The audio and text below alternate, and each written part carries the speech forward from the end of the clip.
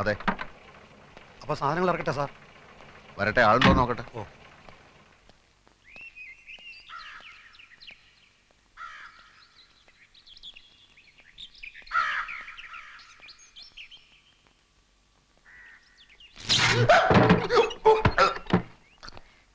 ആരാ? ഓ, shock അടിച്ചതായിരിക്കും. Switch കേടാ. Switch കേടാണെങ്കിൽ മാറ്റാത്തത് മനഃപൂർവ്വം മാറ്റാത്തതാ. അതെന്ത്? അതങ്ങനെയാ. പിന്നെ തഹസിൽദാരെ കാണാനാണെങ്കിൽ ആഫീസിൽ ചെല്ലണം. ഞാൻ പുതിയ തഹസിൽദാരാ. പേര് രാമകൃഷ്ണൻ. പ്രിയദർശിനി അമ്മ തഹസിൽദാർ വീട് ഒഴിഞ്ഞില്ലേ, ഞാൻ പെട്ടി സാധനങ്ങളൊക്കെ ആയിട്ടാണ് വന്നിരിക്കുന്നത്.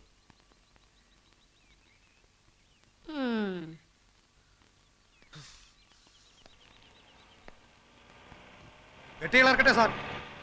ഞാൻ പറയാടോ. ഓ. വീട് ഒഴിപ്പിക്കാൻ വന്ന മഹാനാരാ? ഞാനാ ഇപ്പോഴും ഇവിടുത്തെ തഹസിൽദാർ. പ്രിയദർശിനി അമ്മ? അമ്മയും ചേച്ചിയൊന്നുമല്ല. യെസ്, പ്രിയദർശിനി. മേഡം ഇത്ര ചെറുപ്പാണെന്ന് ഞാൻ അറിഞ്ഞില്ല.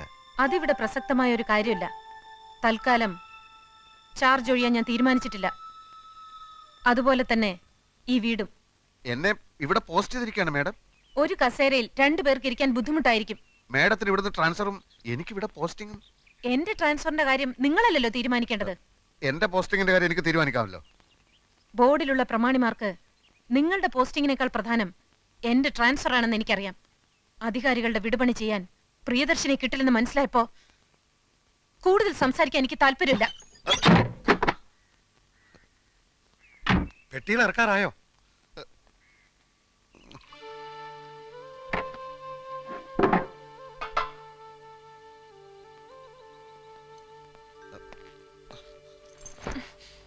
ഒരേ ഡിപ്പാർട്ട്മെന്റിൽ ജോലി ചെയ്യുന്ന ഒരു സഹജീവിയാണ് ഞാനെന്നുള്ള പരിഗണന വേണ്ട. ഞാനൊരു മനുഷ്യജീവിയല്ലേ. എനിക്ക് പറയാനുള്ളത് മുഴുവൻ പറഞ്ഞു തീരും മുമ്പ് മുഖത്തടിച്ചതുപോലെ വാതിൽ കൊട്ടിയടച്ചത് ധിക്കാരമാണ്. ഇവിടെ റവന്യൂ ബോർഡുണ്ട്, ഈ ഡിസ്ട്രിക്റ്റിൽ ഒരു കലക്ടറുണ്ട്, സംസ്ഥാനത്ത് വകുപ്പ് മന്ത്രിയുണ്ട്, ഭരണകൂടമുണ്ട്. കേവലം ഒരു തഹസിൽദാരായ നിങ്ങൾ എന്നെ പേടിപ്പിക്കാൻ നോക്കുകയാണ്. ഞാൻ ടാക്സി പിടിച്ച് പെട്ടി സാധനങ്ങളുമായിട്ടാണ് വന്നിരിക്കുന്നത്. 1/2 മണിക്കൂർ സമയം തരുന്നു. അതിനു മുമ്പ് വീട് ഒഴിഞ്ഞില്ലെങ്കിൽ ആ ജനലടക്കേ. ജനലടക്കം ഞാൻ സമ്മതിക്കില്ല. മര്യാദക്ക് വീട് ഒഴിയുന്നത് നല്ലത്. സമ്മതിക്കില്ലേ?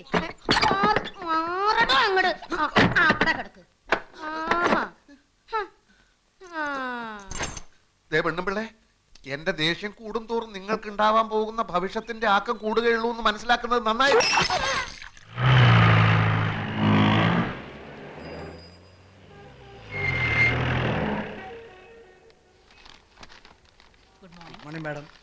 ആ തങ്കപ്പമ്പിള്ള വന്നോ? വരാറായി.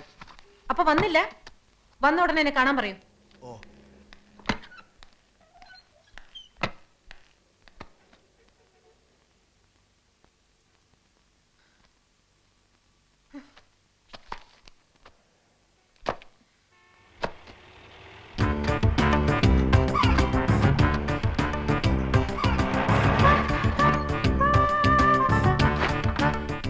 പെട്ടിയും സാധനങ്ങൾ ഇറക്കട്ടെ സാർ?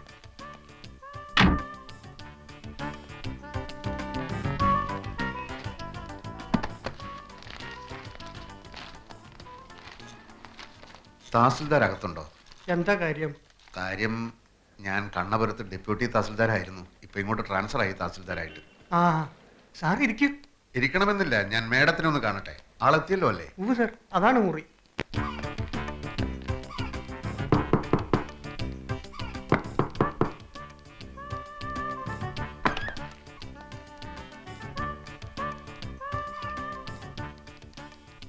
ഞാൻ മാപ്പ് പറയാൻ വന്നതാണ്.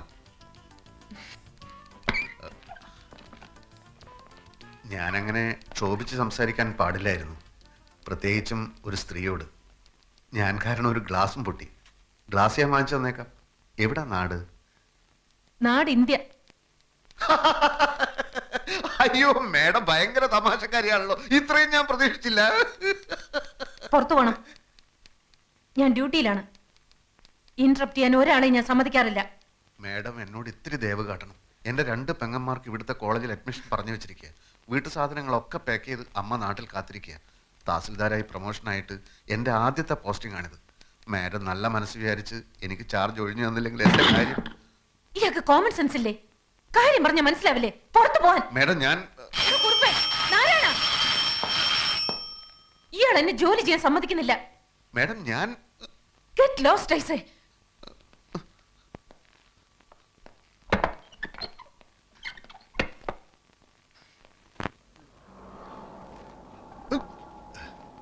പെട്ടിയും സാധനങ്ങളൊക്കെ ഇറക്കട്ടെ സാർ.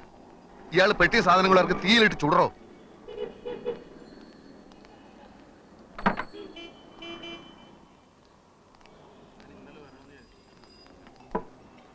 സാർ ഇവിടെ പോസ്റ്റിംഗ് കിട്ടി വന്നതല്ലേ, ചുമ്മാ ആ സ്ത്രീയുടെ മുമ്പിൽ താണു കൊടുക്കേണ്ട കാര്യം എന്താ? സാറ് ചെന്ന് കളക്ടറെ കണ്ട് വിവരം പറ. അത് ഞാൻ ആലോചിക്കുകയല്ല. പക്ഷെ ഒരു തർക്കം വരുമ്പോൾ ഒരു കോംപ്രമൈസും വേണ്ടി വരും. അങ്ങനെ എന്നെ വല്ലയിടത്തേക്കും തൽക്കാലത്തേക്ക് മാറ്റിയാൽ എന്റെ പരിപാടി മൊത്തം പൊളിയും. എങ്കിൽ കോടതി പോണം. അത് കൂടുതൽ പ്രശ്നമാണ്. ഒരു വിധി കിട്ടാൻ കാലതാമസം വന്നാൽ എന്റെ സിസ്റ്റേഴ്സിന് ഇവിടുത്തെ കോളേജിൽ അഡ്മിഷന് പറഞ്ഞിരിക്കുക. ഈ വന്യജീവിയെ ആക്രമിക്കാതെ കീഴടക്കാൻ പാടാ സാറേ. കീഴ് ജീവനക്കാരൊക്കെ അവരുടെ വീട്ടുജോലിക്കാരാന്നാ വിചാരം. കീഴ് ജീവനക്കാരുടെ കാര്യം പോട്ടെ, കളക്ടർ പറഞ്ഞാലും മന്ത്രിമാരിടപെട്ടാലും ഇവർക്ക് തോന്നുന്ന മട്ടിലെ കാര്യങ്ങൾ ചെയ്യും. കഴിഞ്ഞ ആഴ്ച റവന്യൂ റിക്കവറി കേസ് ഉണ്ടായിരുന്നു. തിരി സാവകാശം കൊടുക്കണമെന്നും പറഞ്ഞ് പല ഭാഗത്തുനിന്നും വിളി വന്നതാ. അനുസരിച്ചില്ല. ഫൈറ്റ് ചെയ്യാൻ സാർ റെഡിയാണെങ്കിൽ ഞങ്ങളൊക്കെ സാറിന്റെ പുറകിലുണ്ട്. ഈ സത്വം ഏത് നാട്ടുകാരിയാ? ഒരു സൗഹൃദ സംഭാഷണത്തിന് സൗകര്യം കിട്ടിയാലല്ലേ അതൊക്കെ അറിയാനൊക്കൂ. എന്തായാലും എനിക്ക് ഇവിടെ തന്നെ പോസ്റ്റിംഗ് കിട്ടിയേ പറ്റൂ. കാര്യങ്ങൾ ശരിയാവുന്നത് വരെ ഒന്ന് കയറി താമസിക്കാൻ ഒരു സ്ഥലം കിട്ടിയാൽ നന്നായിരുന്നു. സ്ഥലമൊക്കെ കണ്ടുപിടിക്കാം. പക്ഷെ ആ സ്ത്രീയെ ഇവിടെ നിന്ന് കെട്ടുകെട്ടിക്കുന്ന കാര്യത്തിൽ സാർ ഒരു വിട്ടുവീഴ്ചയും കാണിക്കരുത്. എന്റെ കർത്താവ് ഈശോമിശിഹായേ.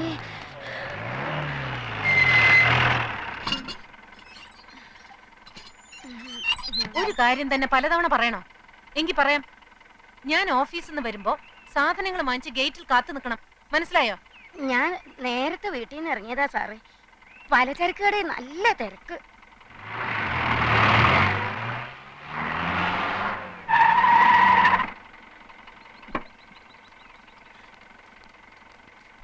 കാലത്ത് 8:30.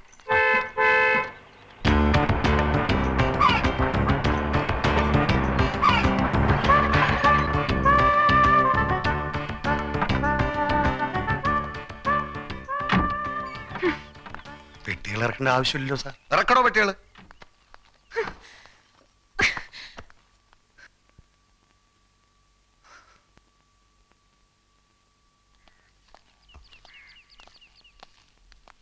അപ്പൊ ഇറങ്ങുന്നില്ലേ? അത് വേണ്ട സാർ. ഈ വീട് സംഘടിപ്പിച്ചതിന് പുറകിൽ ഞങ്ങളാണെന്നുള്ളത് അടുത്ത വീട്ടിലെ വന്യജീവി അറിയണ്ട. എങ്കിൽ ഞങ്ങൾ പോയിക്കോട്ടെ. കാണാം. പറ്റുമെങ്കിൽ രാത്രിയിൽ വരാം. ഓ കാണാം. ഞാൻ ഈ കാറിൽ വീട്ടിലിറങ്ങാം. ഫോൺ നമ്പർ തന്നല്ലോ. ആ. എന്ത് ആവശ്യം ഉണ്ടെങ്കിൽ വിളിച്ചാൽ മതി. എനിക്ക് ഒരേ ഒരു ആവശ്യമേ ഉള്ളൂ.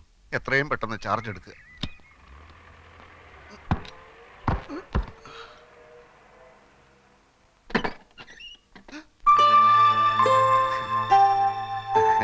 എന്റെ ഭാഗ്യത്തിന് ഇങ്ങനെ ഒരു വീട് ഒത്തുകിട്ടി.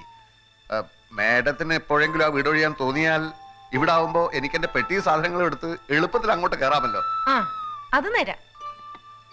പക്ഷെ ഞാൻ മരിച്ചു കഴിയുമ്പോഴായിരിക്കും ഇയാൾ ഇയാളുടെ പെട്ടി സാധനങ്ങളുമായിട്ട് ഇങ്ങോട്ട് കയറുന്നത്.